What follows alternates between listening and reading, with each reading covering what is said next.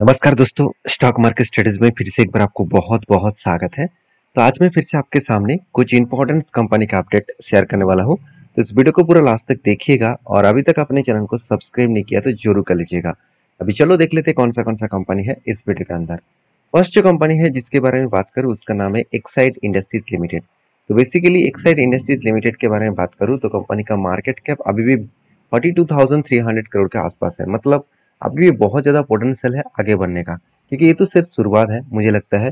क्योंकि इस इंडस्ट्रीज में बहुत अलग अलग प्लेयर्स है। जैसे आप देखेंगे इस इंडस्ट्रीज में संवर्धना मदरसन है जिसका मार्केट कैप 1 लाख करोड़ के ऊपर है।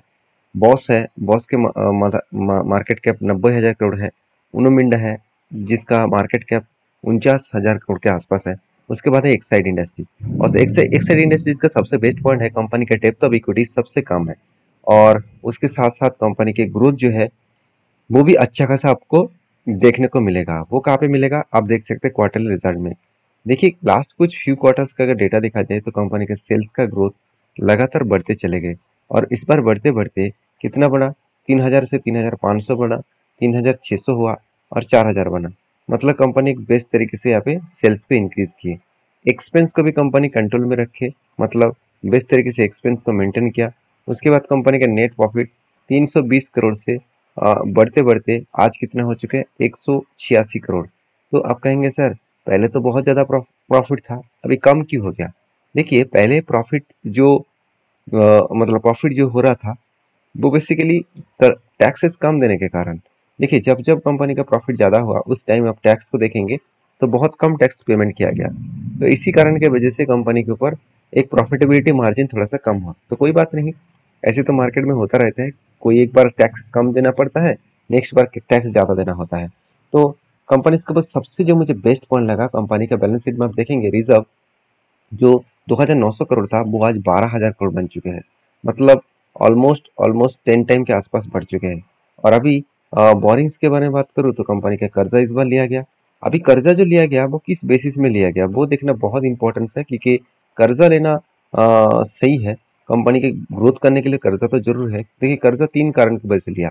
एक शॉर्ट टर्म के लिए, एक लॉन्ग टर्म के लिए, मतलब long term and short term, और उसके साथ साथ लीज लाइबिलिटी, तीनों के लिए ही कर्जा लिया गया। इसका मतलब कंपनी बिजनेस को लंबा जर्नी करने के लिए, लंबा विजन लेकर चलने वाला कंपनी बन चुके हैं, क्योंकि कंपनी का थिंकिंग भी अलग है। इसलिए कंपनी का अच्छा खासा बोरिंग्स भी लिया गया। अभी देखिए बैटरी इंडस्ट्रीज का बहुत तेजी से ग्रोथ रहा, आप तो जानते ही हैं। कंपनी का फिक्स्ड एसेट भी बढ़ा। और जो मजेदार बात है इस कंपनी का, हाथ में कितना कैश है, हाथ में जो कैश है 330 करोड़ के आसपास। ऑब्वियसली कैश उतना ज़्यादा नहीं है, फिर भी कैश होना अच्छी बात है। और एक इम्पोर्टेंस पॉइंट जो मैं आपके साथ शेयर करूंगा, कंपनी के कैश फ्लो देखिए हमेशा पॉजिटिव है। अच्छा खासा कंपनी कैश फ्लो जनरेट करवा रहा है। और कंपनी का अच्छा खासा कैश फ्लो जनरेट हो रहा है। और आप कहेंगे सर 1,500 करोड़ का कैश फ्लो देखने को मिला और कंपनी का क्वार्टरली रिजल्ट कम हुआ, उसके पीछे रीजन कौन सा है? उसके पीछे रीजन है कंपनी का डेप्रीसिएशन। तो डेप्रीसिएशन ज़्यादा हो रहा है जिसके चलते कंपनी का नेट प्रॉफिट जो है उस मार्जिन थोड़ा सा कम हो रहा है। अगर मैं इसको ईयर ऑफ ईयर बेसिस दिखा दूँ, यहाँ पे आप देखेंगे तो डिप्रीसिएशन जो 122 करोड़ था वो घट बढ़ के हो चुके 560 करोड़। तो यही कारण की वजह से कंपनी का कैश फ्लो अच्छा जनरेट हो रहा है, मगर कंपनी के हाथ में एक्चुअली नेट प्रॉफिट नहीं आ रहा है। तो कंपनी के जो सबसे इंपॉर्टेंस पॉइंट है वो आपको मैं यहाँ पे शेयर करूंगा, वो है कंपनी का फिक्स्ड एसेट परचेज। तो कंपनी कितना फिक्स्ड एसेट को परचेज किया अगर देखेंगे तो इस बार कंपनी अराउंड जो फिक्स्ड एसेट परचेज किया वो 1,800 करोड़ के आसपास है, ऑलमोस्ट डबल के ऊपर। तो डबल से ऊपर भी कंपनी इस बार फिक्स्ड एसेट को परचेज किया। ऑब्वियसली ये कंपनी के गुड पॉइंट्स है। इस पॉइंट के बेसिस में कंपनी के एक बूस्ट देखने को मिलेगा। बाकी इस कंपनी के ऊपर आपकी क्या राय है जरूर मुझे कमेंट्स करके बताना, क्योंकि जब मुझे टेट मिला था तब मैंने इस जगह पे टेट भी लिया, क्योंकि उससे पहले कप विद 100% बना था। लंबा सा जर्नी के हिसाब से कप विद 100% बने और कुछ टाइम बिताया। और उसके बाद यहाँ पे एक बार रिटेस्ट किया, उसके बाद देखिए कितना शानदार तरीके से टारगेट को अचीव किया। मतलब बेस्ट तरीके से यहाँ पे टारगेट को कंपनी क्या किया, अचीवमेंट किए। अभी फिलहाल के लिए मेरा कोई टेट नहीं है, जब टेट बनेगा तो मैं आपके साथ जरूर शेयर करूंगा। नेक्स्ट जो कंपनी है उसके बारे में बात करें उसका नाम है समर्थन मदरसन इंटरनेशनल लिमिटेड। तो समर्थन मदरसन इंटरनेशनल लिमिटेड बेसिकली देखा जाए तो एक ऐसी कंपनी है, इसके ऊपर एक अच्छा खासा ग्रोथ देखने को मिला और कंपनी आज लाइफ टाइम हाई के ऊपर है। क्योंकि इस कंपनी के ऊपर जब करेक्शन होता है तो बिग फॉल होता है, अराउंड 70% से भी ज़्यादा क्रैश हो जाता है मार्केट में। और उसके बाद फिर से रिकवरी करके प्रीवियस लो को भी लो लो मतलब प्रीवियस हाई को भी ब्रेक करके ऊपर जाता है।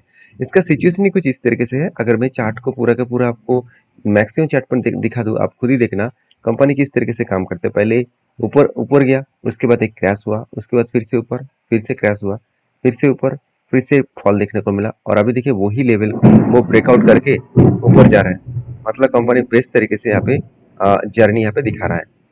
तो इस कंपनी के ऊपर अगर मैं डिटेल्स के बारे में बात करूँ तो कंपनी के ऊपर सबसे पहले मैं क्वार्टर रिजल्ट दिखाऊंगा कि ये कंपनी किस तरीके से खुद को रिप्रेजेंट किया। पहले अब अगर मैं सेल्स ग्रोथ के बारे में बात करूँ तो कंपनी का सेल्स का ग्रोथ करीबन करीबन 27,000 करोड़ के आसपास देखने को मिला है। और कंपनी के एक्सपेंस भी कंपनी कंट्रोल में रखे, उस बेसिस में कंपनी के नेट प्रॉफिट वो भी देखेंगे तो कंपनी हर साल नेट प्रॉफिट को बढ़ाते चले गए। इस बार कंपनी का हाईएस्ट नेट प्रॉफिट हुआ, जो आज तक की सबसे ज्यादा नेट प्रॉफिट है। ठीक है, कंपनी का जो नेट प्रॉफिट है वो आप देख सकते हैं 130 करोड़ 600 मतलब 700 करोड़ के आसपास, उसके बाद 1400 करोड़, मतलब ऑलमोस्ट डबल से भी ज्यादा कंपनी इस बार नेट प्रॉफिट को जनरेट किया। तो बेस्ट तरीके से नेट प्रॉफिट जनरेट हुआ, इसके चलते कंपनी में एक अच्छा खासा बूस्ट भी यहाँ पे देखने को मिलेगा। तो बाकी आप यहाँ पे देख सकते हैं कंपनी के आगे बढ़ने का कितना पोटेंशियल है। उसके हिसाब से अगर देखा जाए तो कंपनी का सेल्स का growth last 3 years and current year में कंपनी के ऊपर बेस्ट तरीके से सेल्स का ग्रोथ दिखे, और उसी तरीके से कंपनी का प्रॉफिट ग्रोथ भी अच्छा खासा देखने को मिला। 3 साल में 39% और 1 साल में 86% के आसपास। और कंपनी के जो CAGR है वो भी देखेंगे तो कंपनी का CAGR 92% के आसपास देखने को मिला ईयर ऑफ ईयर बेसिस में। तो अच्छा खासा कंपनी यहाँ पे रिटर्न जनरेट करके दिया। उसी बेसिस में अगर देखा जाए तो कंपनी के जो बोरिंग्स है, उस बोरिंग्स के बारे में बात करूँ, आप देख सकते हैं कंपनी किस तरीके से कर्जा लिया। अगर मैं कर्जे के बारे में बात करूं तो लॉन्ग टर्म में कंपनी 9,900 करोड़ के आसपास लॉन्ग टर्म कर्जा लिया, और शॉर्ट टर्म में कितना 7,300 करोड़ का कर्जा लिया, और लीज लायबिलिटी के हिसाब से 2,500 करोड़। तो जो लोग सोच रहे हैं कि कंपनी के पास करीबन 20,000 करोड़ का कर्जा है, क्या वो मिटा सकते हैं? बिल्कुल मिटा सकते हैं, क्योंकि खुद के पास जो रिजर्व है वो 25,000 करोड़ से भी ज़्यादा है। तो 25,000 करोड़ से भी ज़्यादा कंपनी का रिजर्व है। उसके साथ साथ कंपनी के देखा जाए तो फिक्स्ड एसेट वो भी 30,000 करोड़ के आसपास है। मतलब इजीली कंपनी खुद के पैसे पैसे से खुद के कर्ज को मिटा सकते हैं। उसके साथ साथ कंपनी के हाथ में कितना कैश है? अराउंड 7,000 करोड़ के आसपास। और कंपनी के इस बार अच्छा खासा ट्रेड मिला करीबन 15,600 करोड़। तो सोचिए जिस कंपनी के इतने सारे परफॉर्मेंस अच्छा है, जिस कंपनी इतने सारे बेस्ट पॉइंट को लेकर आगे बढ़ रहा है, तो उसमें एक दम और पोटेंशियल तो होगा ही। साथ ही साथ कंपनी के ऊपर अगर मैं कैपेक्स के बारे में बात करूं तो कंपनी की कैपेक्स इस बार हाईएस्ट देखने को मिला, जो आज तक की कैपेक्स इतना ज़्यादा नहीं था। क्योंकि इस बार कंपनी करीबन करीबन 4,000 करोड़ के आसपास कैपेक्स को इंक्रीज किया, और पहले कितना था 3,000 करोड़ के आसपास। तो हाईएस्ट कैपेक्स इंक्रीज किया, और जिसके बेसिस में कंपनी का सेल्स ग्रोथ हुआ था, और ऑपरेटिंग प्रॉफिट भी ग्रोथ हुआ, और नेट प्रॉफिट तो सारे हद पार कर दिए। 109 करोड़ के आसपास कंपनी का नेट प्रॉफिट ग्रोथ हुआ। तो एक बेस्ट तरीके से ईयर ऑफ ईयर बेसिस में नेट प्रॉफिट का ग्रोथ देखने को मिले। और इसीलिए इस कंपनी के ऊपर मैं पॉजिटिवली एक थिंकिंग लेकर चल रहा था। मुझे एक ट्रेड मिला था, कुछ इस तरीके से ट्रेड मिला, शोल्डर कम हेड कम शोल्डर बना, और उसके बाद फाइनली जब ब्रेकआउट हुआ तो मैं इंतजार किया कि कब टारगेट बनेगा। तो फाइनली जब टारगेट बने, जब एंट्री हुआ, एक्चुअली इस जगह पे एंट्री हुआ, एंट्री होने के बाद जो टारगेट बने तो कितना दिन टाइम लगे? सिर्फ 122 दिन। 122 दिन में कंपनी कितना टारगेट दिया? करीबन 36%। एक बेस्ट तरीके से टारगेट मिला था, तो आपके साथ भी शेयर किया था। तो अगर आप मेरा पुराना सब्सक्राइबर है तो जरूर एक लाइक जरूर कर दीजिएगा। तो नेक्स्ट जो कंपनी उसका नाम है क्लीन साइंस एंड टेक्नोलॉजीज। तो basically clean science and technologies, तो क्लीन साइंस एंड टेक्नोलॉजीज आप सभी जानते हैं एक केमिकल सेक्टर से बिलोंग करते हैं। जो लोग सोच रहे हैं इस कंपनी का आज हालत खराब है तो क्या फ्यूचर में भी हालत खराब रहेंगे? ऐसे बिल्कुल नहीं। कंपनी का परफॉर्मेंस आप देखेंगे तो क्वार्टरली रिजल्ट आकर देखेंगे कंपनी के सेल्स लगातार बढ़ते चले गए, और इस बार भी कंपनी के सेल्स देखेंगे तो करीबन 217 करोड़ से 228 करोड़ बना, और एक्सपेंस को कंपनी कंट्रोल में रखे, उस बेसिस में कंपनी का नेट प्रॉफिट भी 81 करोड़ से 70 करोड़ बना। मतलब बेस्ट तरीके से एक कंपनी के नेट प्रॉफिट देखने को मिले। अभी कंपनी के जो कंपनी की जो बैलेंस शीट है उसके बारे में बात करें तो कंपनी का रिजर्व एक अलग लेवल में ग्रोथ होता देखने को मिले, 186 करोड़ से 1193 करोड़ के आसपास देखने को मिले। अभी कंपनी के फिक्स्ड एसेट के साथ साथ कंपनी के देखा जाए तो सबसे इम्पोर्टेंट जो है कंपनी के ऊपर जो इन्वेस्टमेंट है वो कितना किया गया? आप देखेंगे टोटल इस बार इन्वेस्टमेंट 125 करोड़ के आसपास इन्वेस्टमेंट किया गया, और 164 करोड़ के आसपास कंपनी को ट्रेड मिला, और कंपनी के हाथ में जो कैश है वो करीबन 11 करोड़। तो बेसिकली कंपनी का जो बिजनेस है वो एक बूस्ट होता हुआ देखने को मिले। धीरे धीरे करके कंपनी खुद को रिप्रेजेंट कर रहा है और इस बेसिस में कंपनी का आगे बढ़ने का दम है, क्योंकि कंपनी के ऊपर इन्वेस्टर भी आप देखेंगे तो प्रोमोटर से लेकर एफएसडीएस पब्लिक हर किसी के पास इन्वेस्टमेंट है। हाँ, प्रोमोटर के पास सबसे ज़्यादा होल्डिंग्स है, अराउंड 75%। बाकी होल्डिंग इंस्टीट्यूशन के पास है। तो इस कंपनी के टेक्निकली चार्ट के बारे में बात करो, देखिए क्लीन साइंस के ऊपर जब ट्रेड बना था कुछ इस तरीके से काफी धारण पैटर्न्स बना, मगर यहाँ पे ब्रेकआउट तो हुआ, ब्रेकआउट कंफर्मेशन नहीं हुआ, तो इसलिए मैंने एंट्री नहीं लिया और मैं इंतजार कर रहा हूँ एक फ्रेश एंट्री का। वो क्या है, वो यहाँ पे एक रेंज ट्रेड बना है।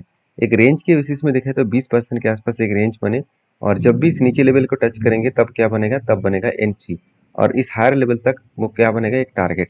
तो आ, आशा करता हूँ जो इन्फॉर्मेशन मैं आपके साथ शेयर किया हूँ उस इन्फॉर्मेशन को आप स्टडी करेंगे, उसके बाद काम करेंगे।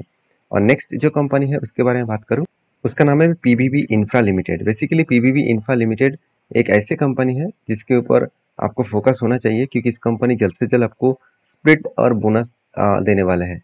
तो कब इसका स्प्लिट एंड बोनस मिलेगा उसका डेट अभी तक अनाउंसमेंट नहीं हुआ, तो इसके लिए आप स्टडी करिए और वॉच करते रहिए। जब कोई अपडेट आएगा तो मैं आपके साथ शेयर करूंगा। ये था आज का वीडियो। वीडियो में जानकारी अच्छा मिले तो प्लीज़ लाइक करना। मिलते नेक्स्ट वीडियो में, तब तक के लिए धन्यवाद।